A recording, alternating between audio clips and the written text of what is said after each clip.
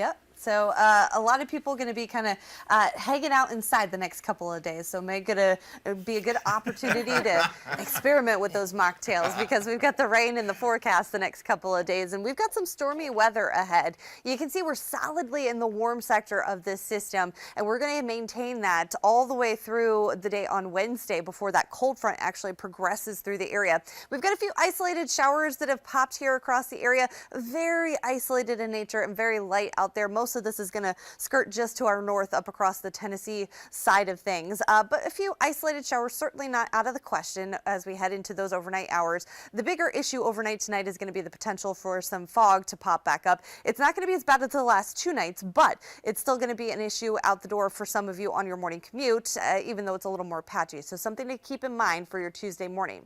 Then as we look ahead to Tuesday during the day, we're mostly cloudy through much of the day with a chance for a few isolated showers on and off through the morning. This is going to be very few and far between.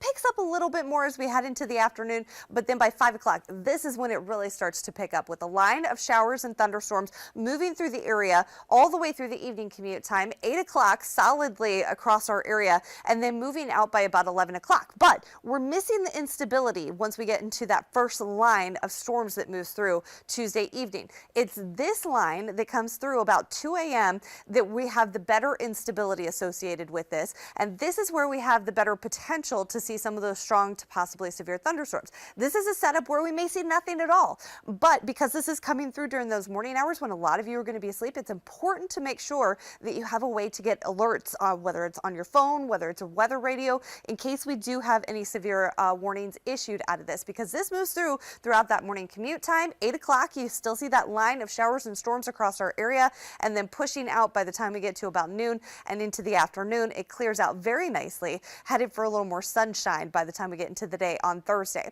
So again, this is a very low end threat. We could see nothing in terms of severe weather out of this, but it's not a zero threat. So I need everyone to be prepared for that low end risk. We could see isolated brief tornadoes as well as damaging straight line winds, and of course the potential for some heavy rain, especially in some of those thunderstorms where it could come down very heavy in a short amount of time, leading to some of those flooding issues. This is a look at Tuesday night through 8 a.m. on Wednesday morning, and this is where we have the highest potential to see some of those damaging straight line winds as well as that low end tornado risk. This is really the western half of our area. Then once we get past 8 o'clock, it shifts to mainly south of I-85 across the upstate, where we have that best potential to see some severe weather later into the morning hours from about 8 o'clock Wednesday morning through about noon. Temperature wise, as you wake up tomorrow morning, it's going to be very mild, upper 40s to low 50s up through the mountains. You get those low 50s up into the upstate.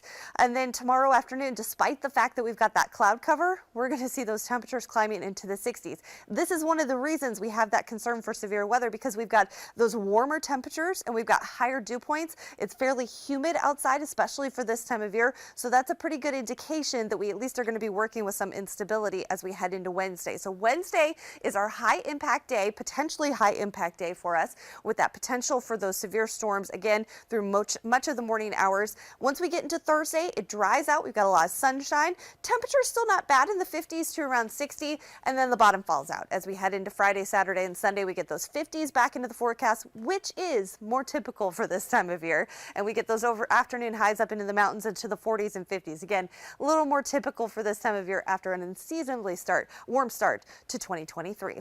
Of course, as we look ahead to our first alert weather day coming up on Wednesday, you want to make sure that you can get those alerts. As I was saying earlier, this is coming through during a time when a lot of you will be sleeping. So you want to make sure you download the Fox Carolina First Alert Weather app, scan the QR code right there on your screen, or head to the App Store and get that downloaded. Make sure you set up those the location properties on your phone, because then you can get specialized alerts to where you are. And if there's a severe warning issued, you will get that on your phone and it will wake you up on Wednesday morning.